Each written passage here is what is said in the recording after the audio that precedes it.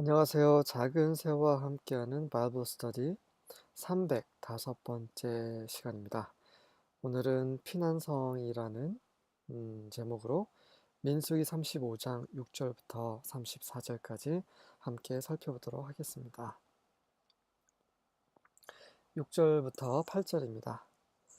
자, 피난성에 대해서는 전에 나왔었어요. 다시 한번 하나님께서 반복을 하고 계십니다. 왜 반복하십니까? 중요하기 때문이죠. 왜 중요한지 함께 보시면서 설명드리도록 하겠습니다. Six of the towns you give the Levites will be cities of refuge to which a person who has killed someone may flee. 자, 그 6개의 마을을 너는 레위인들에게 주도록 하라. 레위인들에게 너희가 줄 그런 6개의 그 마을이 바로 피난성이 될 것인데 그곳으로 to which 그곳으로 누군가를 죽인 사람은 도망칠 수 있다라고 언급되어 있습니다. 살인자가 어떻게 살인을 했으면 벌을 받아야지 어딜 도망가? 근데 전에 저랑 함께 보신 분들은 지금 무슨 말씀을 하시는지 하나님께서 무슨 말씀 하시는지 다 알고 계시죠? 계속 읽어보겠습니다. In addition, give them 42 other towns. 자, 더해서 그들에게 42개의 다른 마을을 주도록 하라. 다른 42개의 성을 주도록 하라. In all, you must give the Levites 48 towns, together with their pasture lands. 전부 다 해서 48개 마을을 주고, 그리고 그에 따른 그런 초원, 목초지도 함께 주도록 하라. The towns you give the Levites from the land the Israelites possess are to be given in proportion to the inheritance of each tribe. 자, 너희가 다른 이스라엘 사람들이 소유하는 그 땅으로부터 레위인들에게 줄 그런 마을들은 반드시 그러한 각각의 지파가 받을 그런 유업의 그 비율에 맞춰서 in proportion to 뭐뭐의 비율에 맞춰서란 말이죠. 비율에 맞춰 주도록 하라. 그 말은 다시 말해서 take many towns from a tribe that has many. 그 많은 땅을 가지고 있는 그런 많은 마을을 가지고 있는 지파에서는 많은 마을을 떼다가 주고 but few from one that has few. few from one that has few. 그 다음에 적게 마을을 가지고 있는 그 지파에서는 또 적게 가져다가 그 레위인에게 주란 얘기죠. 이해되시죠? 그래서 예를 들면 유다 지파의 땅이 굉장히 크죠. 그러면 그 큰 만큼 거기서 많은 숫자의 그 마을을 레위 지파에게 주라는 얘기인 겁니다. 적은 땅을 상속받은 지파에서는 거기에 맞게 적게 줄 수밖에 없는 거죠. 공평하신 하나님이신 거죠. 9절부터 12절입니다. 이제 피난성에 대해서 이제 설명을 이제 하나님께서 하시는 거예요. 9절부터 12절입니다. 여호와 said to Moses, 여호와께서 모세에게 말씀하셨습니다. Give the following instructions to the people of Israel. 다음과 같은 그런 지시사항을 이스라엘 사람들에게 전달하라. When you cross the Jordan into the land of Canaan, designate cities of refuge to which people can flee if they have killed someone accidentally. 너희가 가나안 땅으로 요단강을 건너서 가게 되면 그 피난성을 designate, 정하라라는 말, designate, 정하다는 말, 피난성을 정하는데 그 피난성으로, to which, 그 피난성으로 사람들이 도망갈 수 있도록 하는 거죠. 언제요? 만약에 그들이 누군가를 accidentally, 우연히 죽였을 경우입니다. 예, 의도적으로 살인한 경우 아닙니다.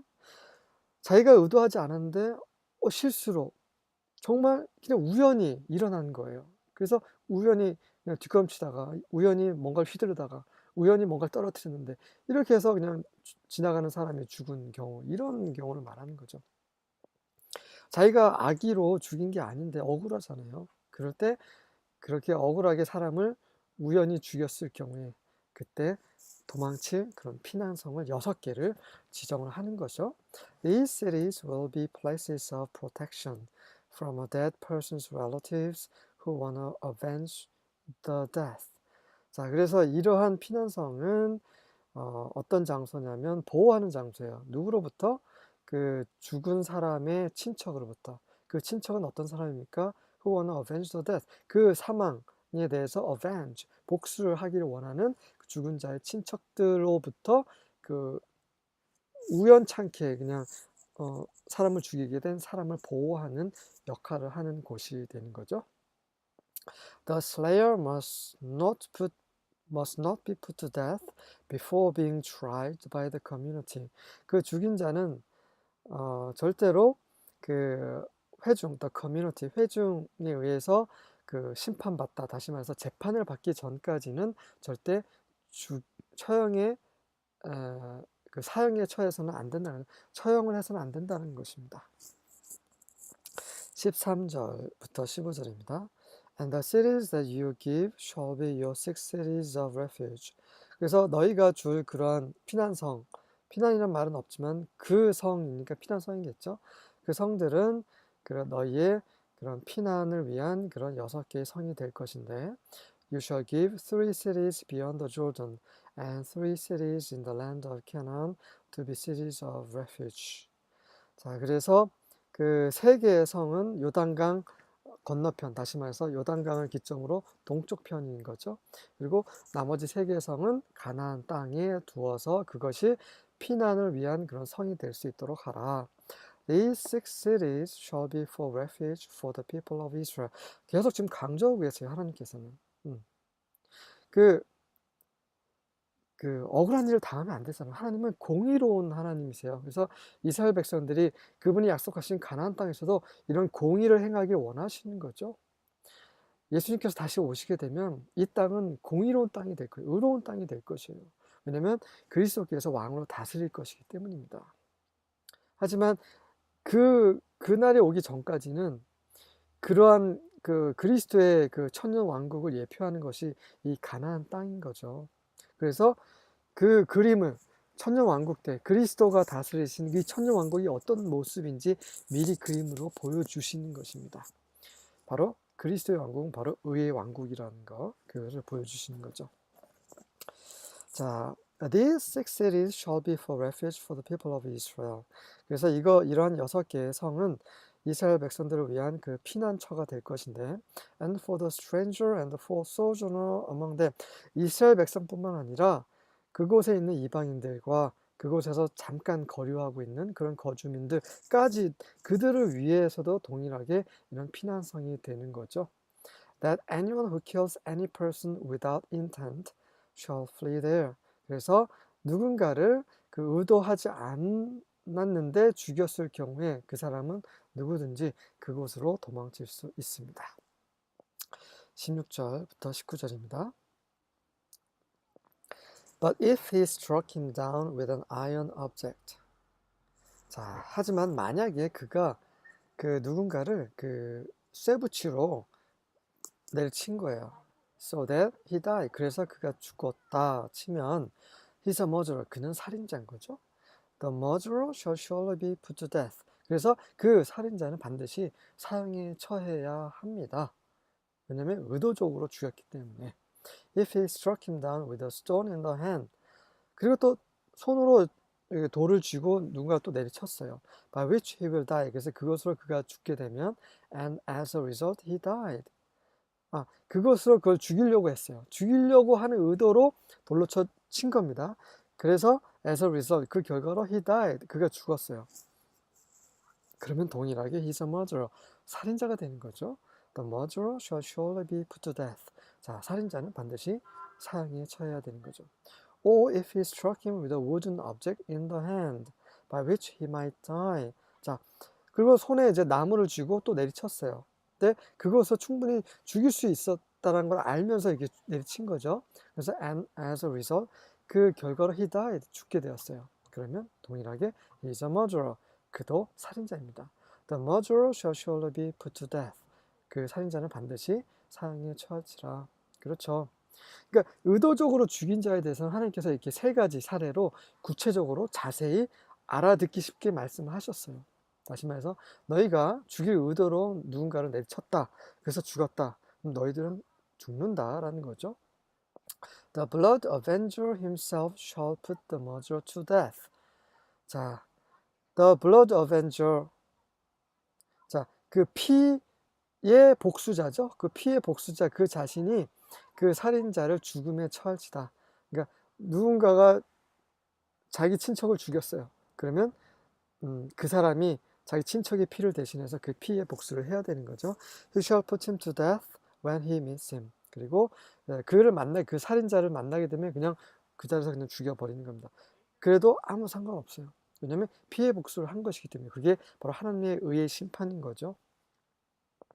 20절과 21절입니다. But if he thrust him of hatred or haul at him by laying of weight that he die, or in enmity smite him with his hand that he die, he that smote him shall surely be put to death, for he is a murderer. The avenger of blood shall slay the murderer when he meets him. 자, 다시 한번 다른 사례를 하나님께서 말씀하십니다. 만약에 그가 그 증오심으로 가득해서 누군가를 thrust, 던졌어요. 네. 그리고 그에게 뭔가를 던졌어요. By laying of weight. 그러니까 뭔가 기다리면서, weight은 기다리는 거죠. 그러니까 어디에 매복해서 laying, 이렇게 엎드려 있다가, 누워 있다가 덮친 거죠. 뭔가를 던졌거나, 뭔가를 또 그를 막 다른데 던졌거나. 그럴 경우에 he died, 죽었어요. 그리고 혹은 in enmity, 그런 어떤 정말 증오심이죠. 원수, 원한 관계를 그런 걸 가지고 있어요. 그 상태에서 그를 주먹으로 쳤어요. 손으로 쳤어요. 그래서 그가 죽었습니다. 그러면 그를 죽인 자는 반드시 사형에 처하는 거예요. 마찬가지예요. 뭔가를 쇠붙이나 돌이나 아니면 막대기로 때렸을 뿐만 아니라 뭔가 밀치거나 아니면 기다려서 주먹으로 치거나 어쨌든 그 악한 감정을 가지고 그냥 냈다 친 거예요. 그래서 죽었어요. 그러면 동일하게 살인자고 for he is a murderer. 그는 사형에 처함을 그러니까 사형을 당해야 되는 거죠. 왜냐하면 he is a murderer. 그는 살인자이기 때문입니다. 그래서 그 피의 복수자, revenger of blood, avenger, revenger 같은 말이죠. 그 피의 복수자는 그 살인자를 죽일 수 있는 거죠. 언제요? 만나게 되면. 그래서 누구든지 죽일 수 있기 때문에 만약에 의도하지 않은 상태에서 그 사고로 죽였을 경우에는 이게 피난처로 도망을 가야 되는 거죠. 22절부터 25절입니다. But if anyone suddenly pushes a person without hostility or throws any object at him without malicious intent or without looking drops a stone that could kill a person and he dies, but he was not his enemy and wasn't trying to harm him, the assembly is to judge between the slayer and the avenger of blood according to these ordinances. 네, 좀 기네요. 만약에 누군가가 갑자기 누군가를 그 hostility, 그런 적개심 없이 그냥 밀쳤어요. 혹은 어떤 물체를 그에게 그 malicious intent, 이것도 악의적인 의도 없이 그냥 뭔가를 던졌는데 without looking, 그리고 또 보지 않고 drops a stone, 돌을 떨어뜨렸어요. 그래서 그것이 그 사람을 죽일 수 있었고, 그래서 죽일 수 있었던 그 뭔가를 떨어뜨려서 거기에 맞은 거예요. 그래서 그가 죽었어요. 그렇게 되면 그는 그 죽은 사람의 어떤 원수지간도 아니고 또 죽이려고 뭔가 해하려고 하는 그런 의도한 것도 없었어요. 그렇게 되면 the assembly, 그 총회, 그 모임, 그 회중이 모여서 그 죽인 자와 그 다음에 그 피해 복수를 해야 되는 그 사람이 이러한 규례, 앞에서 언급됐던 그 규례에 따라서 이 두 사람 간에 그 재판을 해야 된다라고 기록이 되어 있는 것입니다. The assembly is to protect the one who kills someone from the hand of the avenger of blood. 그 총회, 그 회중은 그 누군가를 죽인 사람, 다시 말해서 의도하지 않고 죽인 사람을 그 피해 복수를 하는 사람의 손으로부터 보호해야 할 필요가 있는 거죠. Then the assembly will return him to the city of refuge he fled to, and he must live there until the death of the high priest who was anointed with the holy oil. 자, 그리고 나서 다시 이제 그 피난처로 도망간 사람을 다시 데리고 와서 재판을 합니다. 재판에서 이 사람은 죄가 없다라고 판단이 되면 다시 그가 도망갔었던 그 피난성으로 다시 돌려보내는 거죠. 안전하게. 그리고 나서 그는 그 제사장이 죽을 때까지 그곳에서 살게 됩니다. 근데 그 대제사장은 어떤 사람이에요? 바로 거룩한 그 기름으로 기름 부음 받은 그런 사람인 거죠. 그러한 대제사장이 죽을 때까지는 그곳에 살아야 됩니다. 이게 무슨 말입니까? 자, 다음 구절 보면서 제가 설명드리도록 하겠습니다. 26절부터 28절입니다. But if the manslayer shall at any time go beyond the border of his city of refuge where he flees, and the avenger of blood find him outside of the border of city of refuge, and the avenger of blood kill the manslayer. 네, 여기까지 읽어볼게요. 설명 먼저 드리겠습니다. 자, 근데 만약에 그 사람을 죽인 사람, 맨슬레이어죠? 그 살인자, 근데 의도치 않은 살인자예요. 그 사람이 어떤 때라도 그 피난성 그 국경을 넘어서 가는 거예요. 그 피난성을 넘어서 그 가게 되면, 근데 그 피난성이라는 것은 그가 도망친 곳이죠. 그것을 벗어나게 되면 그 피해 복수자가 그 피난성 바깥에서 그를 하게 되고, 그렇게 되면 그 피해 복수자는 그를 죽이게 됩니다. 죽일 수 있는 거예요. He shall not be guilty of blood. 그래서 그를 죽였다고 해서 무고한 자를 죽였다고 해서 그는 그 죄로 인해서 그 정죄를 받지 않습니다. 왜 그렇습니까? Because he should have remained in his city of refuge until the death of the high priest. 왜냐하면 그 원래 그 의도치 않게 죽인 자는 반드시 대제사장이 죽을 때까지는 그 피난성 안에 있어야만 했기 때문인 거죠. 분명히 그런 규례가 있습니다. 그곳에 반드시 대제사장이 죽을 때까지는 그곳에서 있어야 되는 거예요. 그곳을 벗어날 수 없는 것입니다. 근데 대제사장이 살아있음에도 불구하고 벗어났어요. 그럴 경우에는 자기가 그래서 누구한테 그 피해 복수자에게 맞아서 죽었을지라도 그 피해 값은 자기에게 돌아가는 것이지 죽인 사람에게 돌아가지 않는다는 것입니다. 이게 하나님이 정하신 규례예요. But after the death of the high priest, the manslayer shall return unto the land of his possession. 하지만 대제사장이 죽게 되면 그 이후에는 자유롭게 그 살인자가 자기 고향 땅, 자기가 속한 그 고향 땅에 돌아갈 수 있는 거죠. 그리고 그 사람 혹시 죽였다 그러면 그거는 그 죽인 사람의 이 벌을 받게 되는 거죠. 살인죄를 받게 되는 것입니다. 이해가 되시죠? 자, 그렇다면 왜 대제사장이 죽기 전까지 피난성에 있어야 되고 대제사장이 죽으면 다시 자유함을 얻을 수 있느냐? 자, 이쯤 제가 설명드리면 그거구나 라고 이제 생각하시는 이제 알고 계시는 분이 계실 거라 생각이 됩니다. 대제사장 누굽니까? 예수님이시죠. 대제사장은 항상 예수님을 예표하는 사람들입니다. 예수님께서 우리의 영원하신 대제사장이 되셨죠. 그래서 이 대제사장과 함께 있는 동안은 보호를 받을 수 있습니다. 그런 거예요. 자, 이 대제사장 안에 있을 때는 보호를 받지만 대제사장 밖으로 나가면, 그러니까 대제사장을 떠나게 되면, 예수 그리스도로부터 떠나게 되면 우리는 보호를 받지 못해요. 자, 두 번째, 대제사장이 죽었다. 이거는 무엇입니까? 예수님께서 우리의 죄를 위해서 우리가 죽어야 될 것을 다 담당을 하셨잖아요. 그래서 그분을 믿으면 우리의 죄는 다 용서가 되는 거죠. 이것을 말하는 겁니다. 대제사장이 죽었어요. 죽으면서 동시에 그 사람의 살인에 대한 그런 모든 것이 다 그 죽음과 함께 사라진 것입니다. 그래서 그는 자유하게 되는 것이죠. 이런 그림이 여기 그려져 있는 것입니다. 이해되시죠? 29절부터 32절입니다. So these things shall be for statutes of rights unto you throughout your ages in all your dwellings. 그래서 이러한 것들, 이러한 규례들이 그런 너희에게 그런 권리의 규례를 위한 것이 될지라.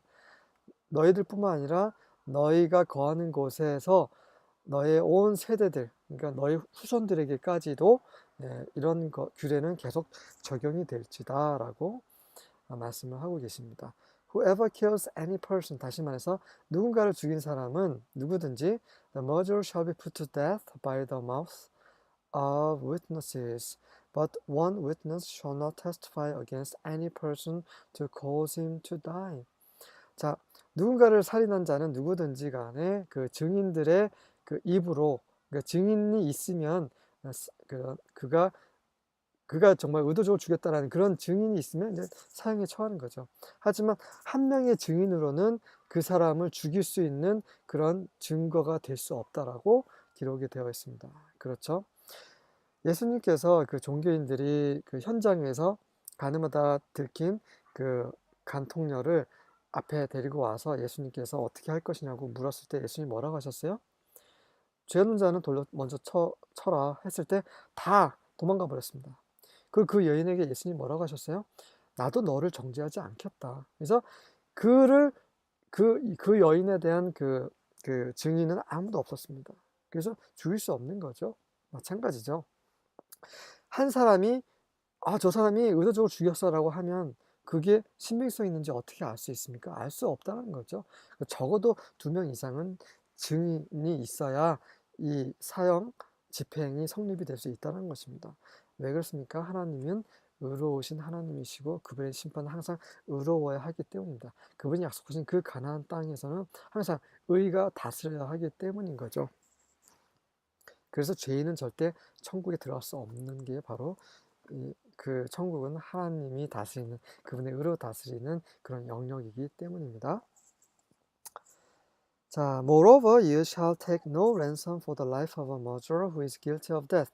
또한 너희는 그 살인자 그 살인으로 그런 그 유죄 판결을 받은 그 살인자의 생명을 위해 랜섬, 대속을 그 어떤 대속도 취하지 말라. 자, 생각해 보세요. 누군가를 정말 의도적으로 죽였어요. 그러면 소를 속죄제로 드리면 되지. 양이나 염소 속죄제로 드리면 되지. 안 된다는 거죠. 그거 절대 받아서는 안 된다는 것입니다. 자, 그 출애굽기에서부터 레위기, 그다음 민수기에서 계속 나오고 있는 그런 하나님의 율법은요. 그 자기가 의도하지 않은 사람에 대해서만 속죄할 수 있는 그런 제물들입니다. 의도적으로 죽인 거에 대해서는 속죄할 수가 없어요. 네. 자, 계속 하겠습니다. And ye shall take, 이거 했네요. 아닙니다. 이거 계속 강조하고 계시는 거예요. And ye shall take no ransom for him that is fled to the city of his refuge, that he should come again to dwell in the land until the death of the priest. 자, 너희는 또한 그를 위한, 누굽니까? 그의 그 피난성으로 도망친 그 사람을 위해서도 그 속죄, 그 어떤 속죄 제물을 취하지 말라는 거예요. 그래서 그가 다시 그 땅으로 돌아가서 살 수 있도록, 다시 말해서 피난성에 있는데 대제사장이 계속 읽겠습니다. until the death of the priest. 자, 대제사장이 죽을 때까지, 다시 말해서 정리를 해보면 대제사장이 살아있는 동안은 피난성에서 나갈 수 없어요. 죄가 없더라도, 의도하지 않게 살인을 했을지라도 그 안에 있어야 됩니다. 하지만 그냥 가고 싶다. 근데 가기 위해서 속죄 제물을 드리는 거예요. 그럴지라도 그걸 받을 수 없다는 얘기죠. 하나님의 규례는 정해져 있는 거예요. 대제사장이 죽을 때까지는 그곳에 머물러야 한다라는 그런 원칙이 있는 것입니다. 그것을 속죄 제물로 바꿀 수 없다라는 얘기를 하나님께서 하고 계시는 거죠. 이해되시죠? 33절과 34절입니다. And ye shall not pollute the land wherein you are. 그렇죠. 너희가 있을 그 땅을 너희는 오염시키지 말라. 가나안 땅은 굉장히 상징적인 땅이에요. 거룩한 땅인 거죠. 그래서 그 땅을 더럽히지 말라고 하나님께서 말씀하시는 겁니다. For blood it polluted the land. 피 때문에 그 땅은 더럽혀질 수 있다. 피 때문에 그러니까 피가, 살인이 그 땅을 더럽힐 수 있다. And there can be no atonement made for the land. 그리고 그 땅을 위해, 피로 더럽혀진 땅을 위해서는 더 이상 대속할 수 있는 그런 것이 없다. For the blood that has been shed therein, but by the blood of him that shed it. 자, 다시 말해서 그곳에서 흘려진 그 피를 위해서는, 자, 어떻게 해야 됩니까? By the blood of him, 그 피를 흘린 자의 피로서, that shed it, 그 피를 흘린 그 사람의 피로서 그것이 해결이 될 수 있다라고 언급이 되어 있는 거예요.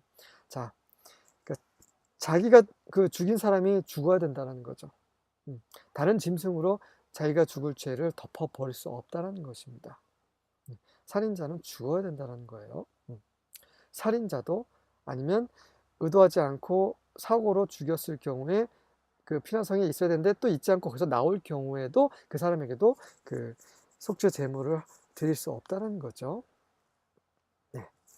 And ye shall not defile the land that you inhabit, in the midst whereof I dwell.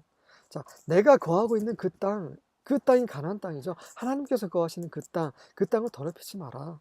For I am Jehovah who dwell in the midst of the children of Israel. 왜냐하면 나는 바로 이스라엘 자녀들 가운데 살고 있는 바로 여호와이시기 때문이다. 자, 다시 정리를 해보겠습니다. 이 가나안 땅은 앞으로 그리스도께서 다스리실 천년 왕국, 그리고 영원한 새 하늘과 새 땅입니다. 새 예루살렘이에요. 하지만 이 물리적인 가나안 땅은 여전히 이 죄인들인 이스라엘이 거할 땅이고, 여전히 또 이방인들도 같이 함께 할 그런 땅이에요. 내쫓으라고 했지만 내쫓지 못했죠. 그리고 호시탐탐한 이방인들이 노리고 있는 그런 땅입니다. 그리고 그들을 지킬 수 있는 그런 율법은 그들 밖에 있었죠.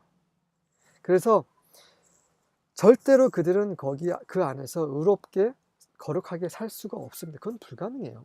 왜냐하면 율법은 사람을 의롭거나 거룩하게 할 수 없기 때문에. 네. 하지만 장차 올 하나님의 왕국, 거룩한 왕국, 의로운 왕국에 대한 그림을 보여주시기 위해서 이러한 규례를 여기에 언급을 하고 계시는 거죠. 중요합니다.